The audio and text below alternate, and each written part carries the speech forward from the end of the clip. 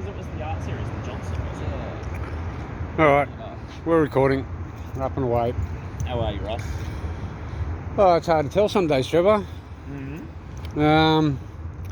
Seems that there's been some sort of magical wand waved and all the police have these new powers to be able to ask for their papers, please. Because last time we had a lockdown, there was enough smart people to realise that in the Health Act, they had to be a qualified health officer to be able to ask for papers.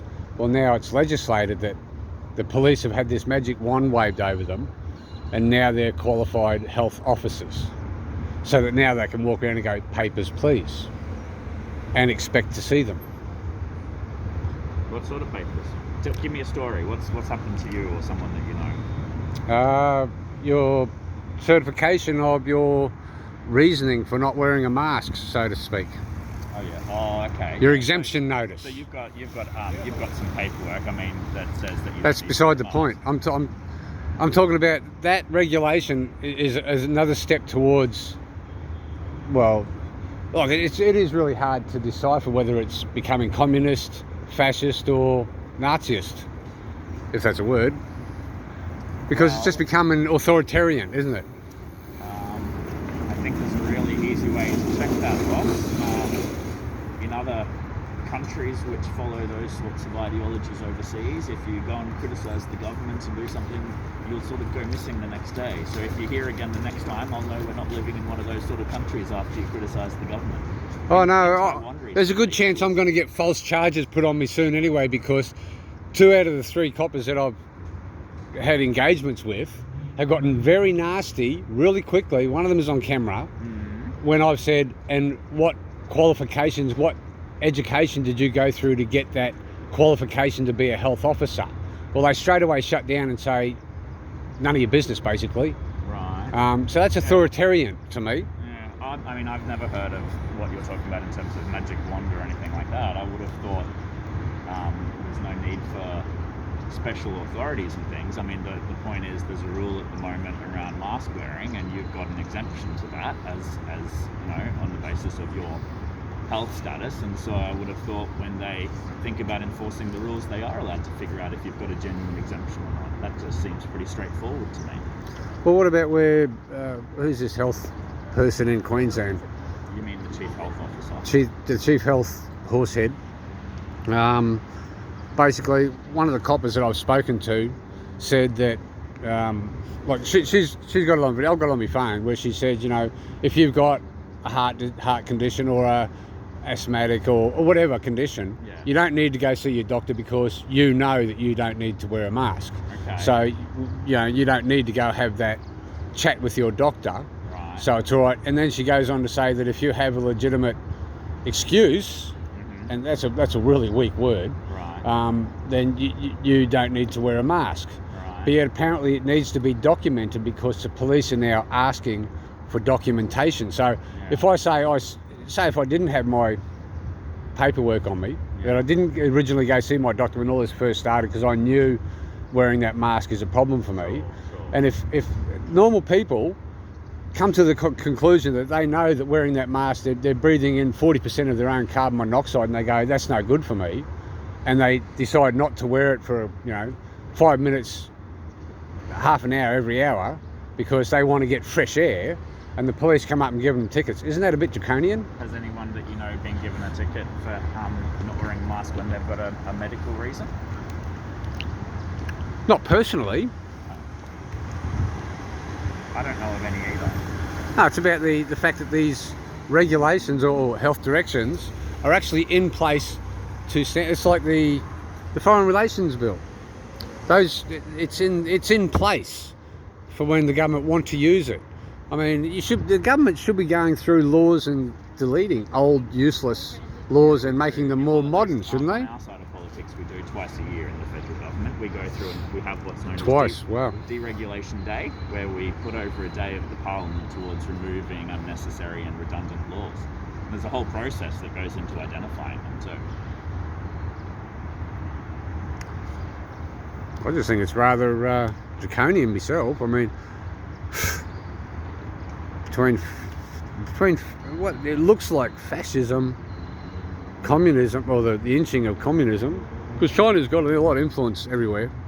I mean, that video that used to say that where that Chinese professor was saying that they have the elite in Wall Street and politicians in their pocket, like that got taken out. I can't find that again. I wish I had recorded it on my phone. Yeah. But I'm pretty sure my YouTube channel would go down if I put that up. I know it, because that's censorship. Censorship is the tool of dictators. I was going to say before, when you were, predicting that we were in some sort of ist sort of country, whether it's fascist or communist or the words that you use. How about stupidists?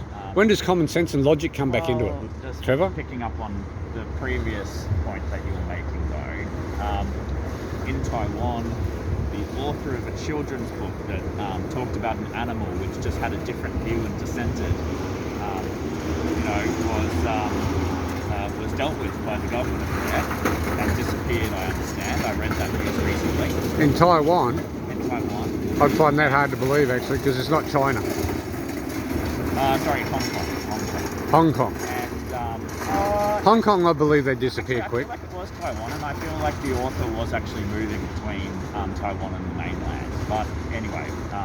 Well, it's his own stupid fault for going to China, isn't he? Well, the point that I'd make, though, is that wasn't even overt dissenting against the government. That was just an implication in a children's book, right? And so, I guess, I come back to the test, isn't it? If you ask the question whether we're living in a country like that, and clearly if we can sit here and we can talk about dissenting views and so on, and and you're free to do that and be here and have these chats. And do you think they would have? Well, let me finish. Do you think people would have had that same point of view that you got now in the 1930s, going, it won't happen here? Well, I guess the point is it's not happening here. I beg to differ. Well, thanks very much. Well, I tell you what, I'll set this test then.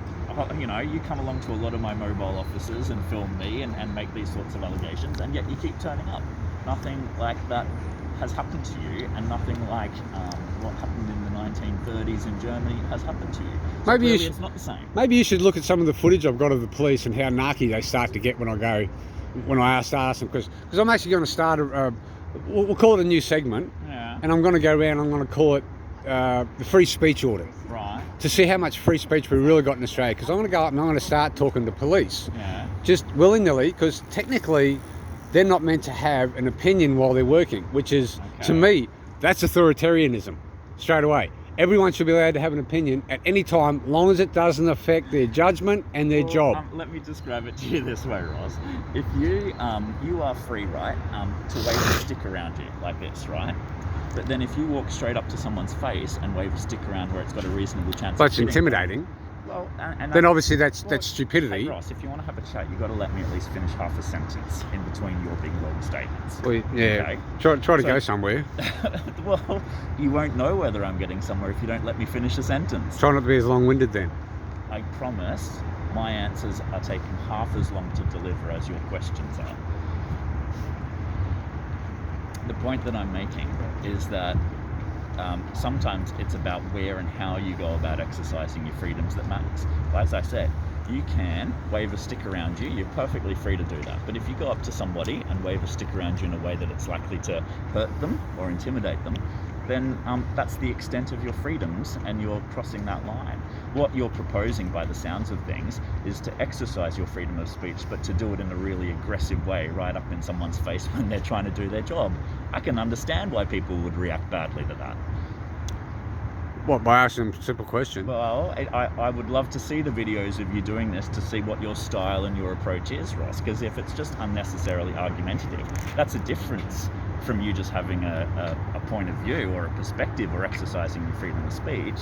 That is very similar to what I'm describing in terms of, waving a stick around you but doing it right up in someone's face. So the way that you do things and the context actually matters. Well, free speech is not something that I should be held to a political correctness level. You're not? If I say something that you don't like, if I'm just sit here and say if you're a cop, and if you're a cop and I just said, mate, who gave you the magic wand to give you these magical powers of authoritarianism, to ask me for my papers, please, because that sounds like the 1930s. Sounds like you're thing. complicating it, right? No. It doesn't matter how I word it. It's free speech. And if that offends someone, and then that copper decides, I don't like you now because of the way you asked that question, and then he arrests me, then that's not free speech anymore. Oh no, it was going there. Well, he didn't. It was going there. Well, it sounds like it didn't happen. It sounds like you kind of wish that it had, so you'd have a cool story to tell. But it sounds like that didn't happen. It does sound like it was a difficult position that you put that person in. But I'd love to see the videos and see. Let me talk to my other constituents here. I'll pause this. All right, I'm going to let it go because I'm wasting my time with this eel. We'll slip out any question. He knows it.